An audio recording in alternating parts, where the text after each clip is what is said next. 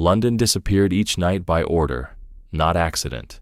As dusk fell, blackout curtains were drawn tight across windows, street lamps dimmed to pinpoints, and entire neighborhoods sank into controlled darkness. Footsteps echoed sharply on wet pavement before dissolving into fog. The smell of damp brick, coal smoke, and rain hung low in the air. This was a city trained to hide itself because being seen had become dangerous. Behind unmarked doors and curtained offices, lights burned long after midnight. Typewriters tapped softly, then stopped. Papers were shuffled with care, never hurried. Maps lay unfolded on desks, their edges curling in the heat, marked not with front lines but with names, code names, and radio frequencies. War here was fought in silence, measured in sentences rather than gunfire.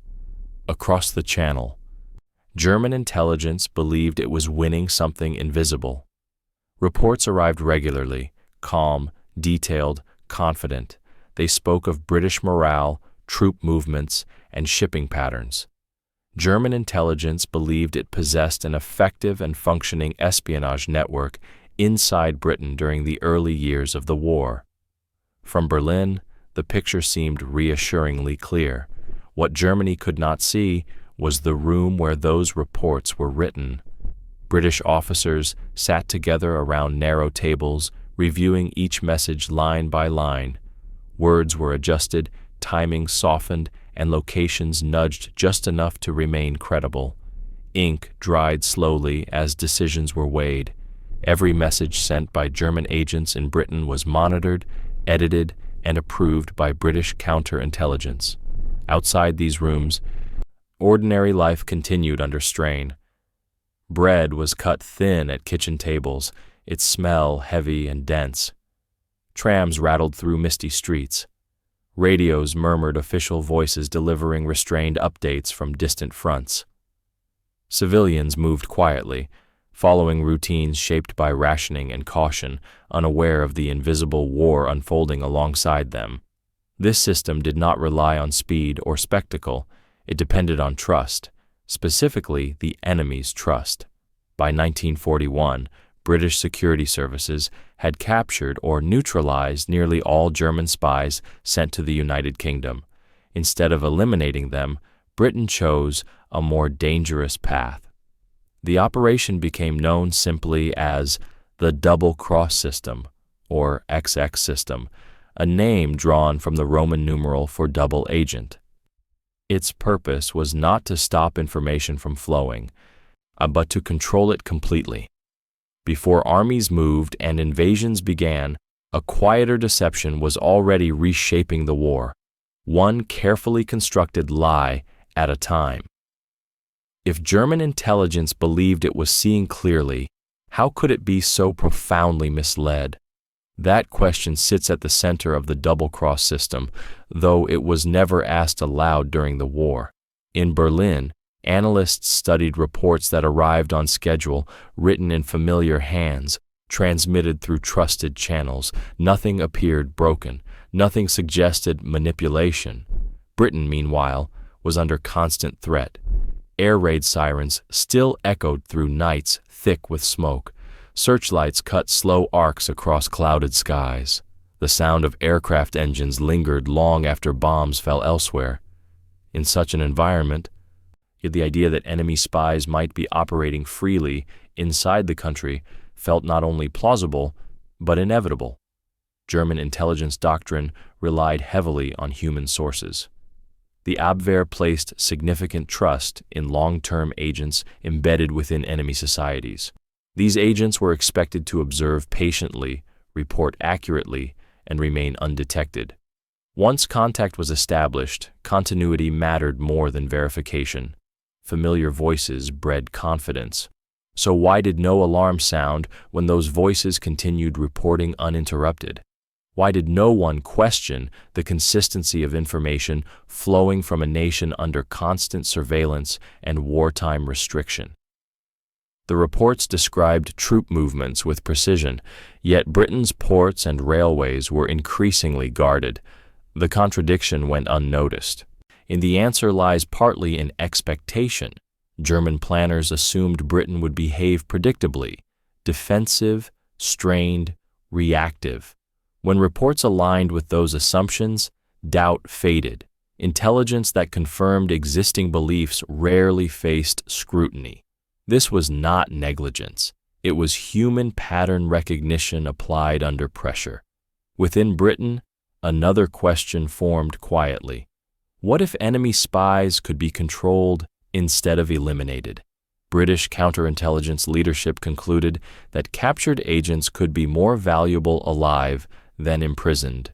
That decision introduced risk, uncertainty, and moral ambiguity, but also unprecedented opportunity.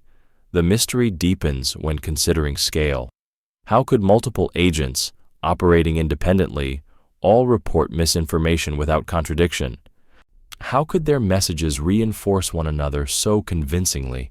The system required coordination so precise that a single error could expose everything. At its core, this was not a battle of weapons or numbers. It was a battle of perception. One side believed it was listening, the other knew it was being heard, and shaped what the enemy thought it understood. The question was no longer whether deception was possible, but how long it could be sustained before reality intruded.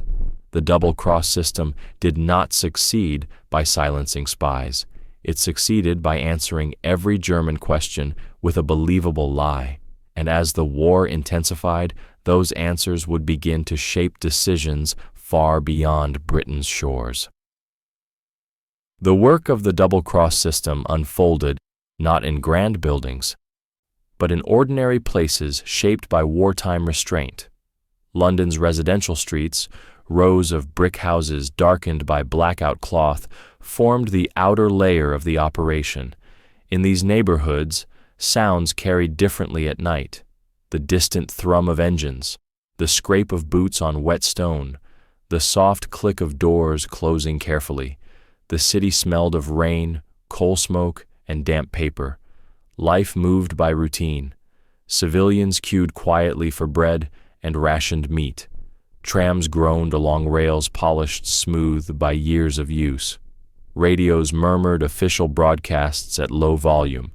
People learned to notice small changes, an unfamiliar face, a light left on too long, footsteps that paused instead of passing.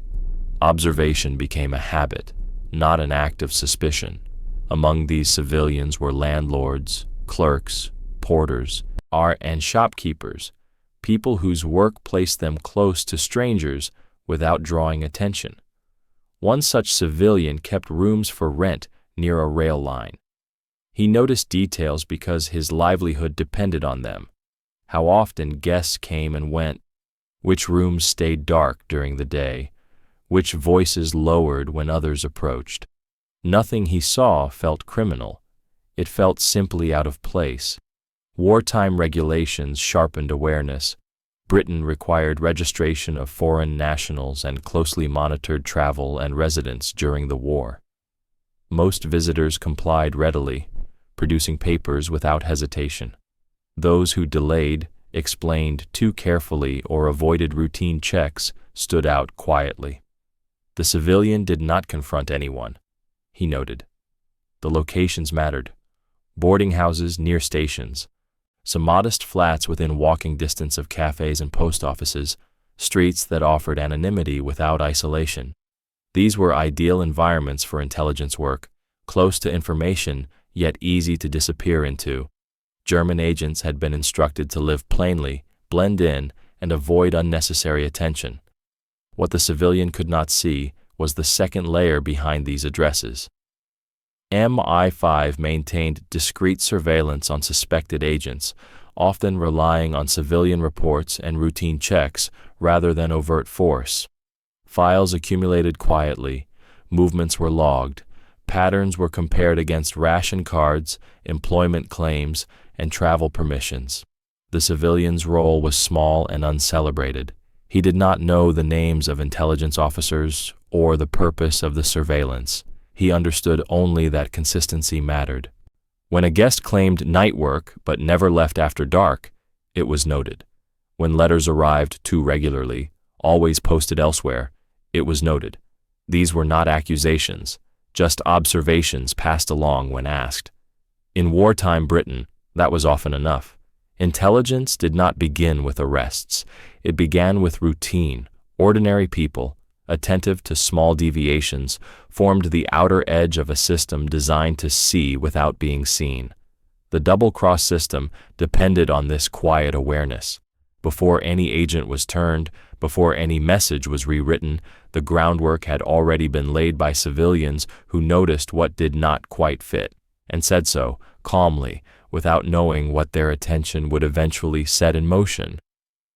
The first indications did not resemble espionage, and they appeared as mild inconsistencies in ordinary behavior. A guest who claimed clerical work, yet kept irregular hours. Another who walked the same route daily, but never seemed to have a destination. The sounds were mundane, footsteps on stairs, doors opening and closing, but their timing felt deliberate, measured to avoid overlap with others. In boarding houses and rented flats, routines hardened into patterns. Curtains remained drawn long after sunrise.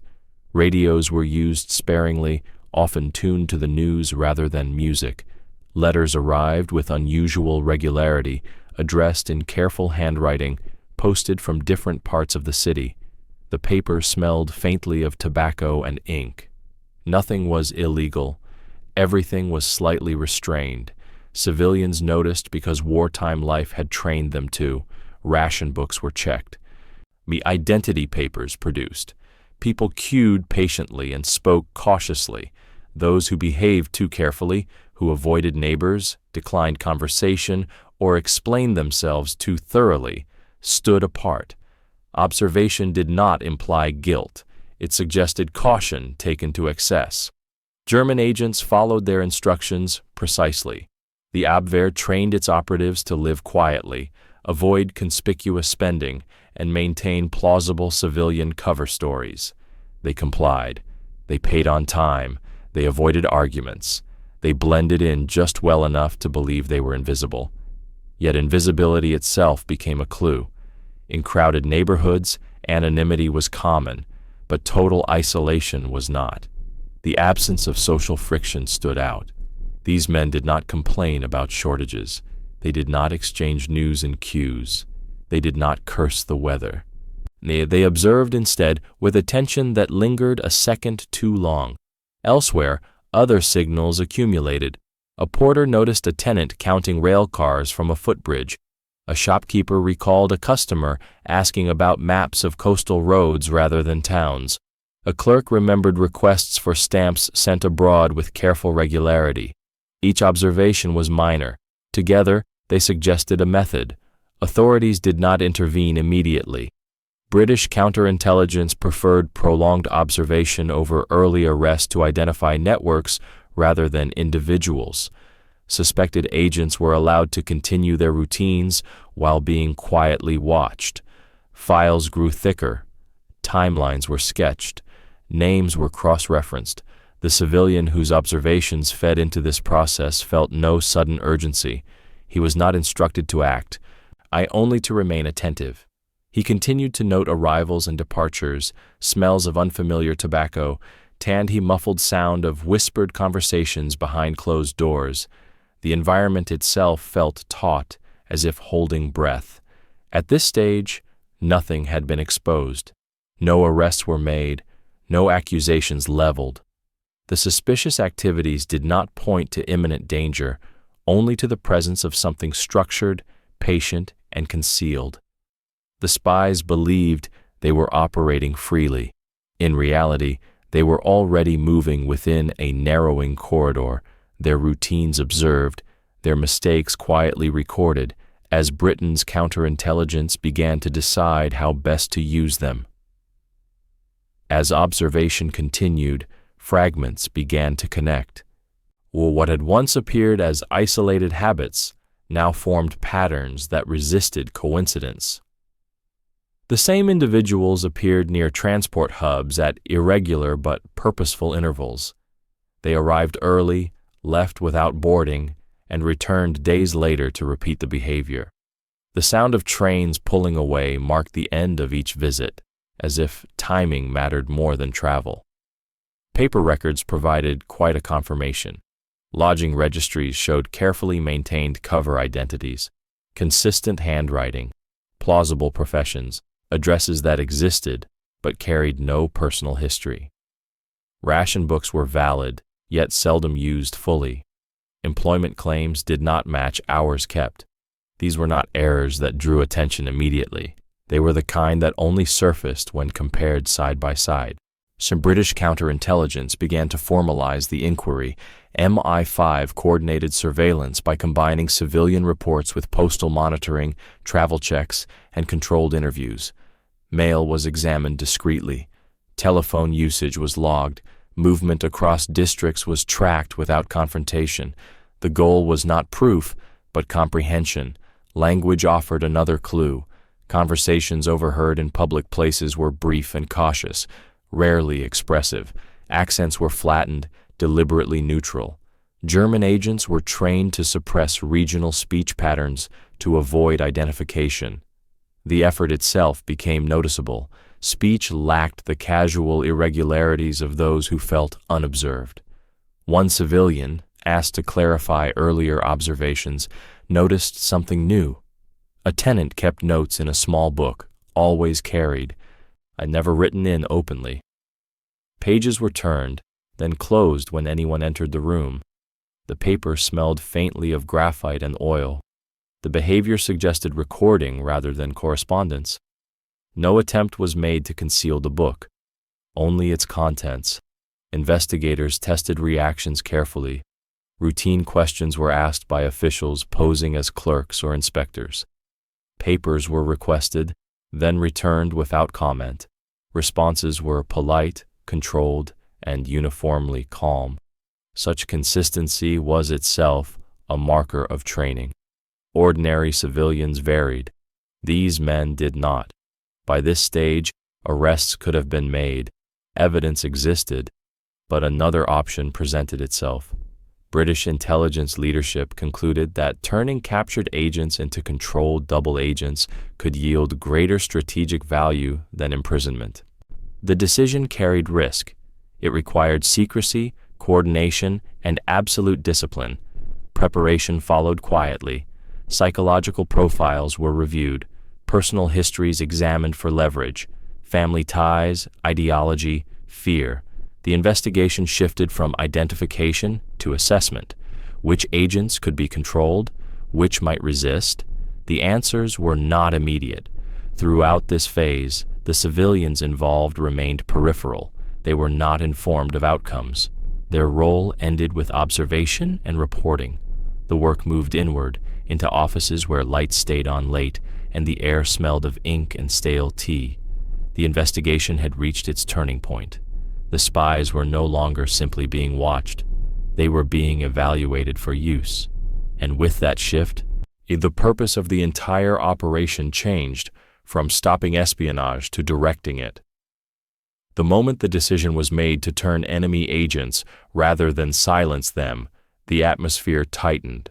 Surveillance no longer existed only to confirm guilt. It became a safeguard against collapse. Every movement, every word spoken by a suspected agent now carried consequence. Mistakes would no longer mean arrest alone. They could expose the entire deception. Meetings took place in plain offices with doors kept closed, and voices kept low. Cigarette smoke hung in still air, mixing with the smell of ink and damp wool coats. Files were reviewed repeatedly. Timelines were redrawn. MI5 created a specialized body known as the 20 Committee to manage and control double agents. Its name came from Roman numerals, 20, signifying agents who crossed twice. The danger lay in balance. If the agents sensed manipulation, they could warn Germany or disappear. If Germany noticed inconsistencies, trust would evaporate. Reports had to remain useful without being accurate. Lies had to age naturally. Too much detail invited scrutiny. Too little raised suspicion. The margin for error was narrow.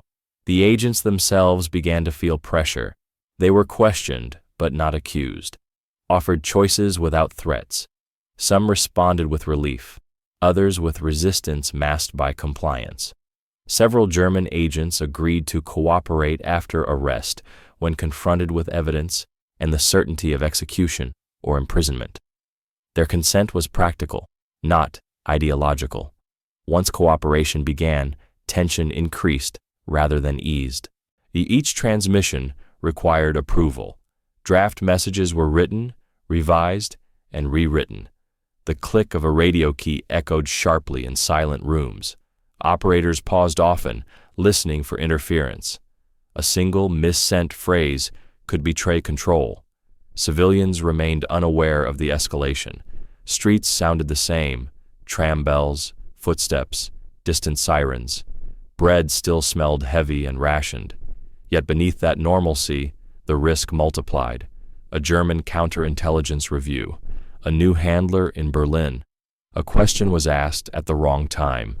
Any of these could unravel months of work.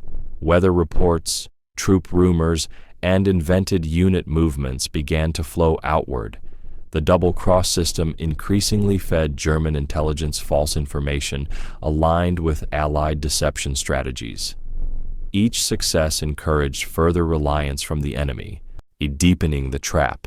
The rising tension was not explosive. It was sustained.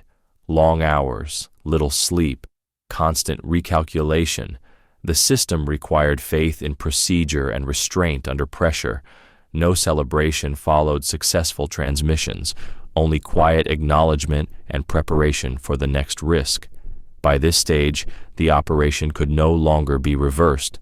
The spies were active, the enemy was listening, and the lies were no longer isolated. They were beginning to shape German expectations.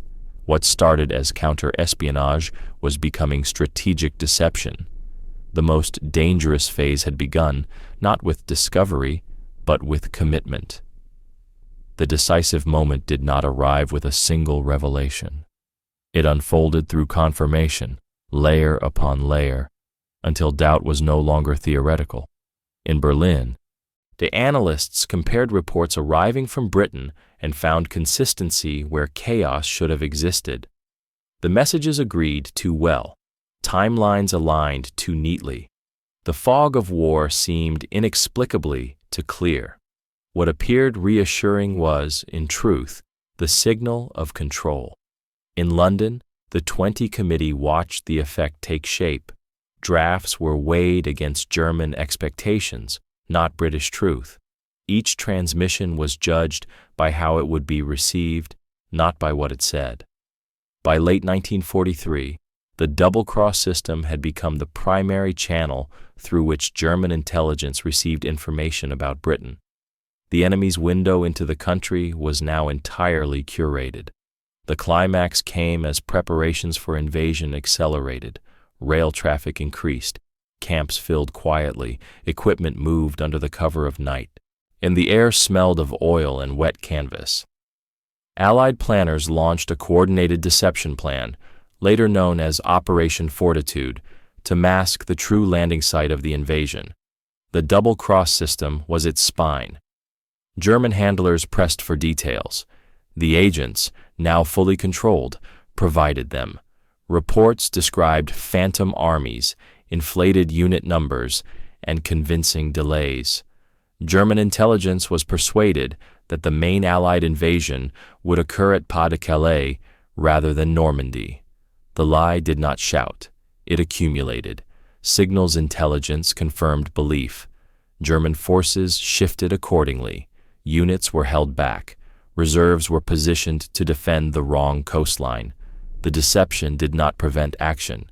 It misdirected it. The enemy was prepared, just not where it mattered. On the night the invasion began, the system held. Even after Allied troops landed in Normandy on June 6, 1944, German command continued to believe a larger invasion was imminent elsewhere. The double agents reinforced that belief, warning against redeploying forces too soon. The moment of truth passed without rupture. There was no sudden exposure, no frantic counter-message from Berlin. The deception endured through its most dangerous test, reality itself. German hesitation became measurable in hours and days, time that Allied forces used to establish a foothold. For those managing the system, the climax was quiet. Radios fell silent. Drafts were set aside. Men stood listening to distant aircraft engines and muted thunder from across the channel. The smell of stale smoke lingered in rooms suddenly emptied of tension. The risk had been total. The outcome is irreversible. The discovery, when it finally came after the war, revealed the scale of the deception. German intelligence had relied almost entirely on controlled agents for insight into Britain. What they believed to be their greatest asset had been their most dangerous vulnerability. The impact of the double-cross system became clear only in retrospect, once documents were examined and decisions traced backward. During the war itself, its success was measured indirectly through German hesitation, misplaced confidence, and delayed reactions. British intelligence later concluded that the XX system played a decisive role in the success of Allied strategic deception during World War II. Nowhere was this more evident than in the summer of 1944. German forces retained significant armored reserves near Pas de Calais for weeks after the Normandy landings. This delay was not accidental. It reflected belief shaped by reports that insisted Normandy was a diversion rather than the main assault. The deception held precisely because it aligned with German expectations. The system's significance lay in scale. By mid-war, every German agent operating in Britain was either captured, neutralized, or turned into a double agent. This meant Germany possessed no independent means of verifying intelligence from within the United Kingdom. All information flowed through a single controlled channel, carefully managed and internally consistent. For Britain, the outcome validated a risky doctrine. Counterintelligence was no longer limited to defense. It became an active weapon. Rather than blocking enemy vision, British intelligence reshaped it. This required restraint, patience, and a willingness to tolerate controlled danger. The system succeeded not because it eliminated spies, but because it kept them believable. The human cost was quieter than battlefield losses, but no less real. Agents lived under constant pressure, aware that a single misstep could mean execution by either side. Handlers carried responsibility without recognition. Civilians who contributed observations returned to anonymity, never fully aware of the consequences of their attention. German intelligence paid a long-term price. The Abwehr's credibility suffered repeated blows from failed operations and internal distrust during the later years of the war. Confidence eroded. Reports were questioned too late. Decision-making slowed as suspicion spread within German intelligence structures.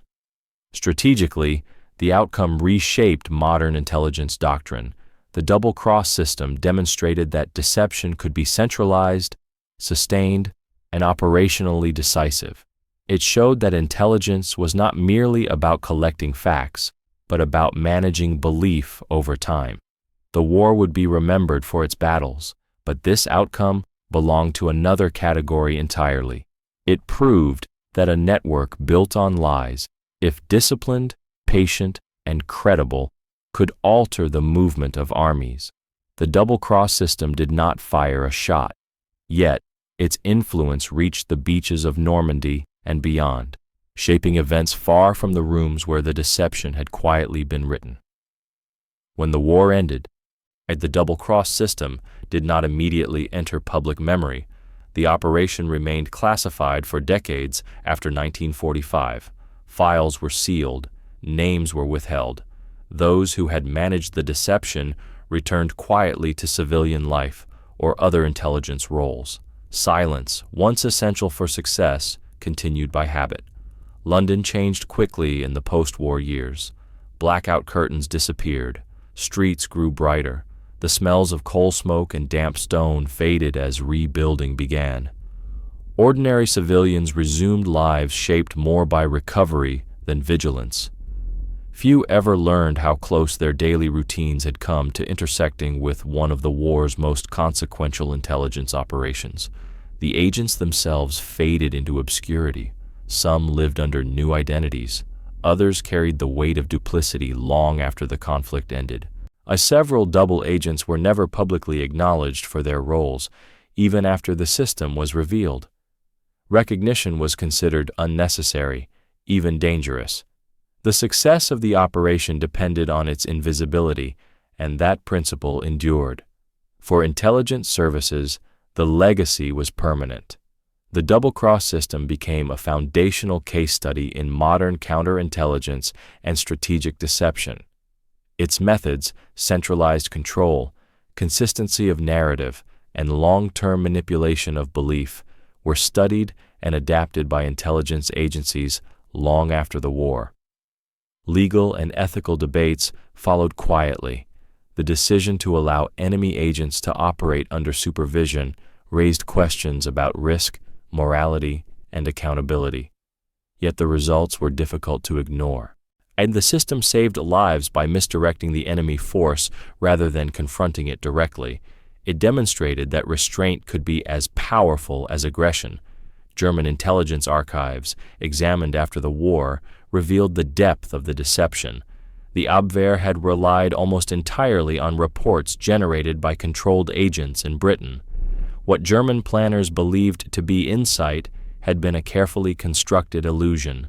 The ordinary civilians who first noticed irregularities, tenants, clerks, porters, remained anonymous. Their contribution was never formalized, yet it formed the outer edge of the system's success. Observation, routine, and quiet reporting proved decisive. Today, the double-cross system stands as a reminder that wars are not only won by force. Sometimes they are shaped by patience, discipline, aisa, and the careful management of truth. No monuments mark the rooms where the deception was written. No plaques record the lies that were held.